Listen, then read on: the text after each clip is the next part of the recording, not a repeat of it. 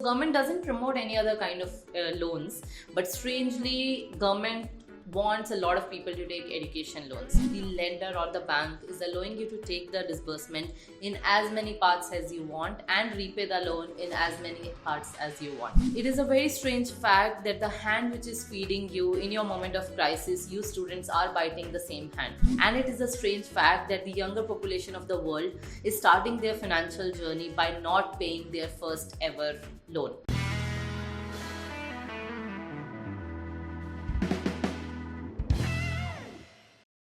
Hello all, this is Damini, co-founder of VMX Scholars. I welcome you to the 38th episode of our web series LoanFlix Season 2. So education loan is a very overlooked product by the bank staff. And at the same time, the customer who is taking it, the student, is also not very well aware of this product, has very little or no understanding. The primary reason behind this could be that the students are taking this as the first loan of their life, and at the phase when they are taking it, they are too young or too new to the financial literacy world, and that's why maybe they are not understanding. Or the other reason could be that you take education loan only once in a lifetime, unlike personal loan or gold loan, or for that matter even housing loan, which you take for more than one time. So whatever could be the reason, the education loan product has a lot to learn before and after you take it. So in this video, I'm going to tell you 6 strange facts about education loan which are very important for you to know. But before we start this video, let me tell you to those who are new to my channel that LoanFlix is a web series which covers each and every detail of an abroad education loan. Right from the process, eligibility, the disbursement, sanction, everything. And LoanFlix is an initiative of VMX Scholars. VMX Scholars is an organization which is funded and supported by the Ministry of IT, Government of India, and its sole purpose is to help students like you get your funds for higher education. And all the services of VMX Scholars are completely free of cost. So let's start this video. Fact 1. If you take a second education loan, the first one goes on hold. It is strange, but it is a fact. So if you're going to the bank for any other second loan, let's say a second car loan or a second personal loan, the bank will insist on paying the first one more promptly. But when you're going for a second education loan, let's say you go to the bank and say that, hey, I have an education loan for my graduation, but now I need another education loan for my master's, the bank is going to tell you, okay, in that case, you need not pay the education loan of your bachelor's right away. So the repayment and the EMIs of your bachelor's loan will get shifted to once your master's is over, you can pay both the loans together. So it is a strange fact, but it is a blessing for the students. Fact number 2. Strangely, education loan is the only loan which is given on your future income instead of your present income. All loans and credit card limits are given on the income of the applicant. So when you are earning, your income decides how much of a home loan you can get, how much of a personal loan you can get, and if you're going for a car loan, which car you can afford based on loan is depending on your income. But strangely, education loan is the only loan which is given on your future income instead of your present income. So banks take into consideration that what will be your average salary after you complete this bachelor's or master's degree which you are going for which you are taking the education loan.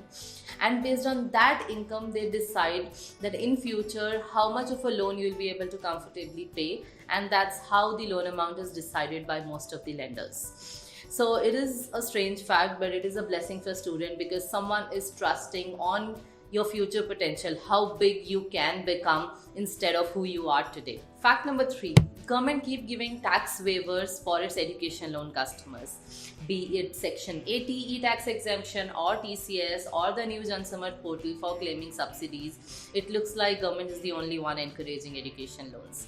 So government doesn't promote any other kind of loans, but strangely government wants a lot of people to take education loans. So in banking terminology, the education loan falls in the category of PSL, which is priority sector lending, which means it is enforced upon to the banks that they have to give more and more of education loans because it is a priority sector for the government. And even the new tax regime, which is TCS, tax collection at source on foreign remittance, wherein government has put 5% tax on foreign remittance if you're sending money for education purpose through your own sources. But strangely, this figure is only 0.5% for people who are sending the money through education loan. So we are not sure why government is giving all these privileges to the education loan customers, but it is still a blessing for students like you. Fact number 4, disbursement in parts. Most of the loans require you to take the entire disbursement in one tranche. So be it a home loan, personal loan, car loan, gold loan, anything. You need to take the entire disbursement in one go and then start paying the EMI right from the next month when you take it.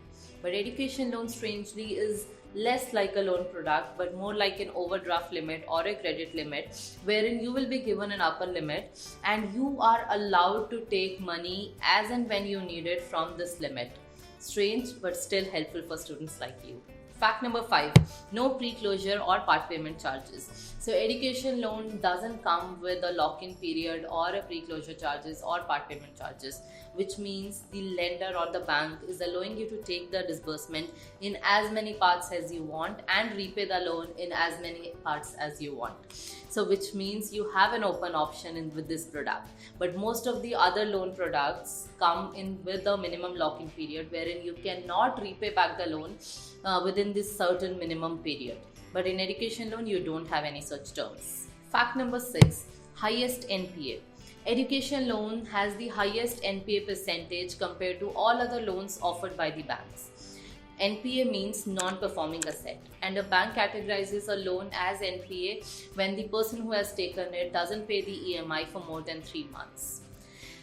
It is a very strange fact that the hand which is feeding you in your moment of crisis, you students are biting the same hand.